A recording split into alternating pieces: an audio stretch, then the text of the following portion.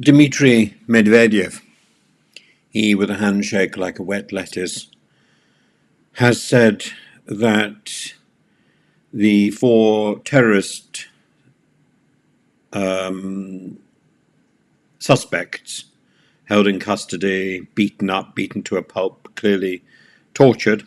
Now, this is not the regime of Dixon of Dock Green. This is a regime educated by Beria in Yezhov.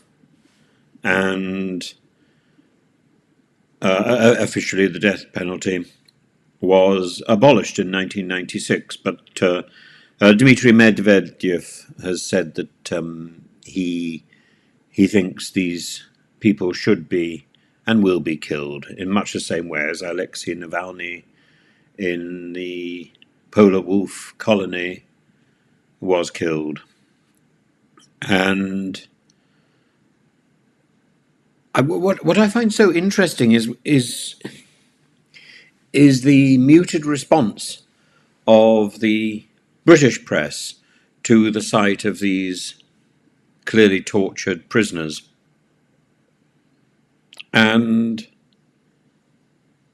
people who are being tortured for no reason, people who are innocent who are being tortured, waterboarded in the Mau Mau in the 1950s, the torture that went on that Britain, for example, endorsed with the Empire, the torture that went on in the French Empire, the Battle of Algiers. It's not just the enemy, the Gestapo, the Nazis who were involved in torture. And of course, it was sanctioned until modern times, until the 18th century, I think, the rack in the Tower of London. I remember there was a book that was very much prized when I was at prep school, Come Rack, Come Rope, about the martyrs of the Reformation. And it's horrific. And yet, as I say, there's a sort of muted response in British media.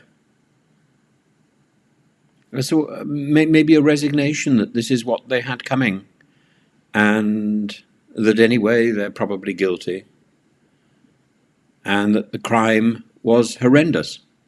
The crime was horrendous. But either torture is legitimate or torture is illegitimate. I don't think you can choose who you're going to torture. And I remember looking into the whole business of torture and R21 techniques that were developed by the British Army and by the Israeli Army to train soldiers to withstand torture.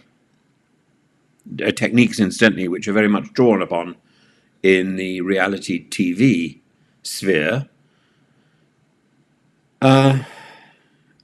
We're living in a world where torture does go on with the connivance and with the approval of our Western regimes. So when we look across at people who have quite clearly been beaten up, savaged in the police custody, it's very difficult, I think, for some of our leaders to stand up and say this is wrong, but we should. Torture must be defined as wrong. Doesn't matter what somebody has done and how much somebody may deserve to be punished.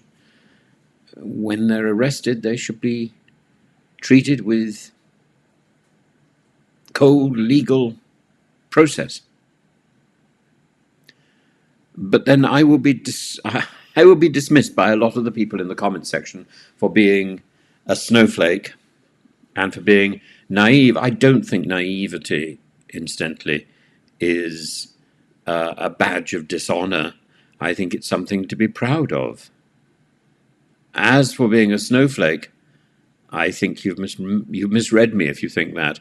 I was on I was on a program with Maya Tusi yesterday, and he described me as a liberal. I'm not a liberal, and I think, in contrast to some, I may seem to have very liberal views, but I'm not a liberal, and I don't see myself as being a hard lefty.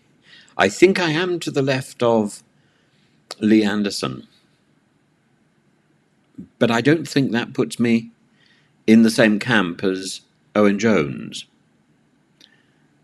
And it's that sort of middle area which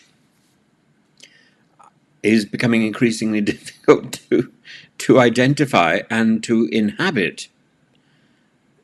But it's that middle area that ought to stand up and say, torture is wrong. There are absolute moral positions, and we need to call them out. This is one of them.